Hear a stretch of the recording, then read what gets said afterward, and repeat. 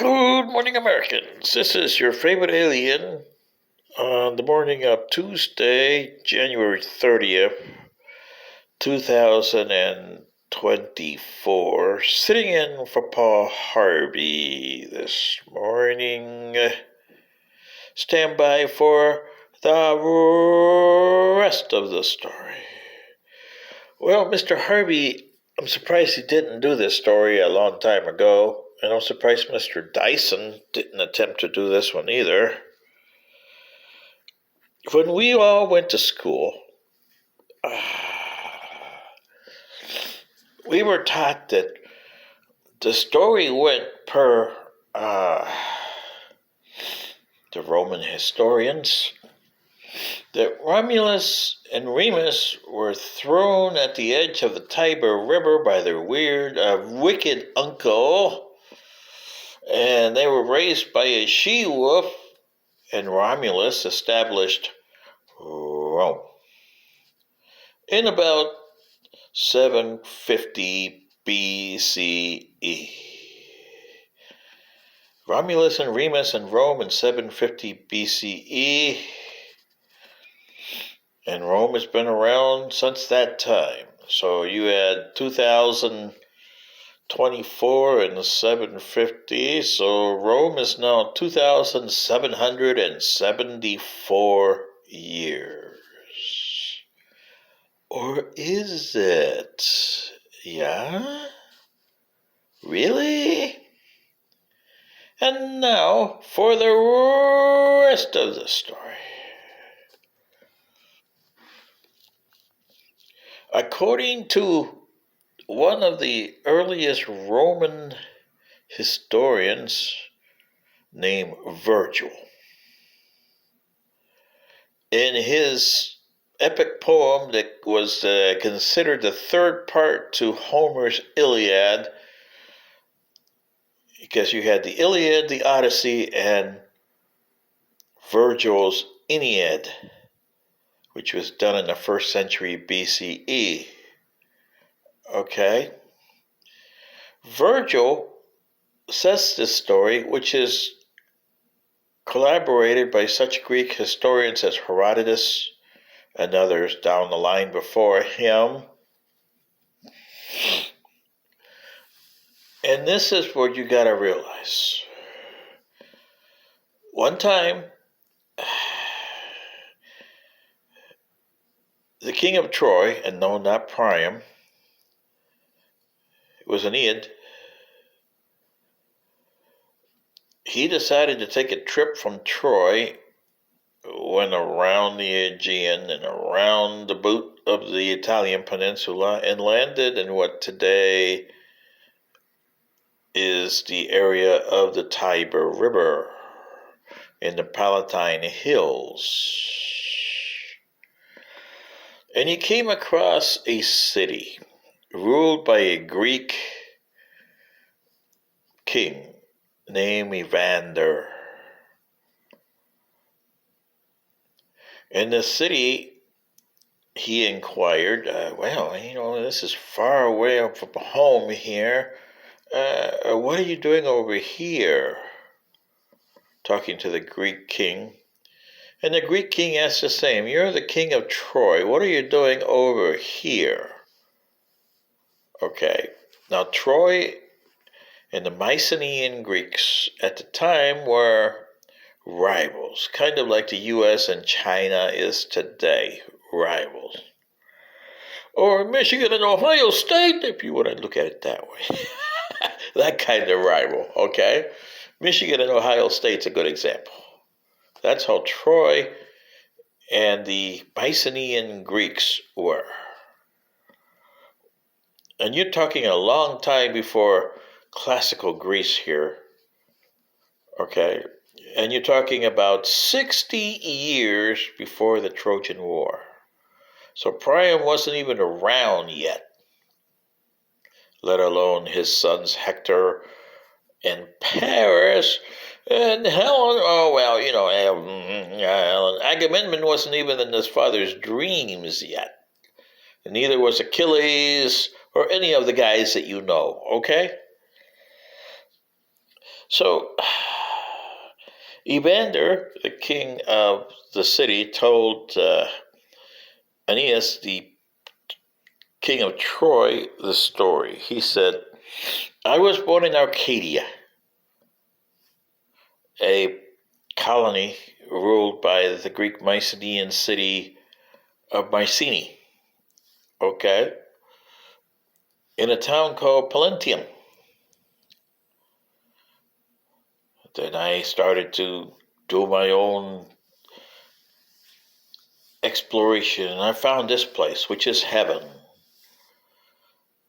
So I founded a city and called it Pallanteum after my hometown.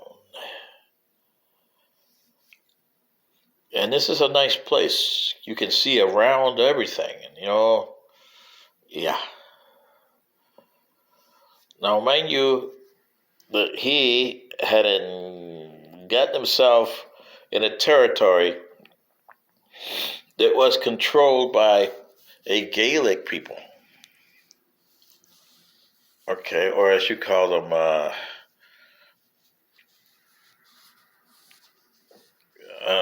Select, people there from Irish and English descent and all this. They ruled the whole Western Europe at the time. The Romans would fight them centuries later. You're talking about over 1,000 years later, the Romans would start fighting them and getting their territory. So this is like 1,000 years before Rome actually had to fight these people. But they controlled Rome after King Evander's death because the Mycenaeans, like I said, 60 years later, would develop a war with Greece, with Troy. And they needed all the help they can get. And the kings of everywhere went supposedly down to Troy to eliminate Priam. Well, they did. And whoever was the successor of Evander probably would go down there too, like Odysseus did from Ithaca, and Menelaus did from Sparta, Agamemnon from Mycenae. You get my grift. So whatever happened to Pallanteum, nobody knows. But there must have been something there in 750 BCE that between 60 years before the Trojan War, so you're looking at around 1320 BCE, and you're looking at the reign of Tutankhamun and I and Seti the First in Egypt about this time. The Greeks were already here. They also controlled Sicily, which they called Syracuse. But the group of the Celtics would be known as the Etruscans, came down and threw the Greeks out of the northern half of Italy, and they controlled this, and this town was there. And they controlled it all the way till the revolt of 509 BC by the Roman inhabitants at the time. Where Latin came from, nobody knows. What was the language of the Etruscans? Nobody knows. The Greek doesn't tell you. There's nothing in there from the Greek or the Roman records of the Etruscans, other than they were the Etruscans. And the kings were overthrown by the Romans in 509 BC. But the story that the Romans say, because they didn't want to acknowledge either the Etruscans or the Greeks, but you must understand the Romans. Look at their culture. and look at their deities that they worshipped. Greek deities. And that wasn't because they associated with the Greek states to the east. They had a Greek ancestry here. They may have found the other Greek later, centuries later, after 750 BCE. And a couple centuries later, they conquered mainland Greece. But you already had the gods that you know today: Mercury, Venus, Mars, Jupiter, Saturn. Those are all Roman names of Greek gods. That would have been Mercury, Hermes, or more advantageous, probably Dionysus would have been the Mercury one. Aphrodite for Venus. Hermes over here for Mars for the god of war.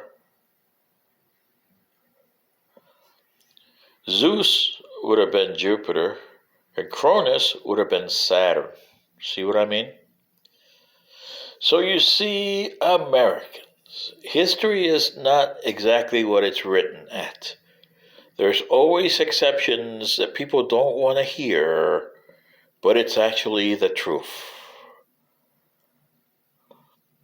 And you can look at the Romans themselves, who admitted that there was palladium there before Rome.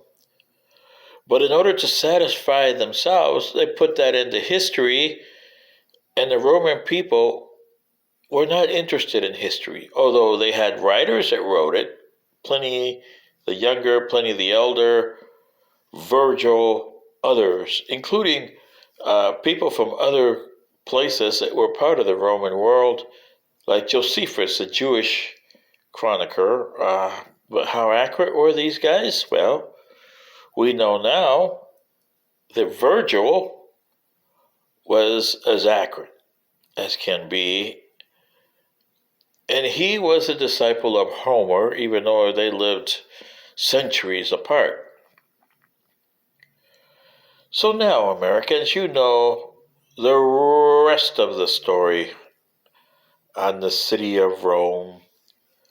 So put it this way, Rome should be probably around 1320, maybe older than that, BCE, because Palladium was around in 1320 BCE.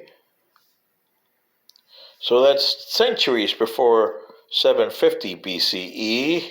So if you had 1320 to 2024, you get 3,244. Wow, that's old for a city, huh? That's how far the roots of Rome go by. Wow, even further than that, because how long had Evander been there before he met Aeneas from Troy? We don't know. Sitting in for Paul Harvey, this is your favorite alien, and now you know the rest of the story.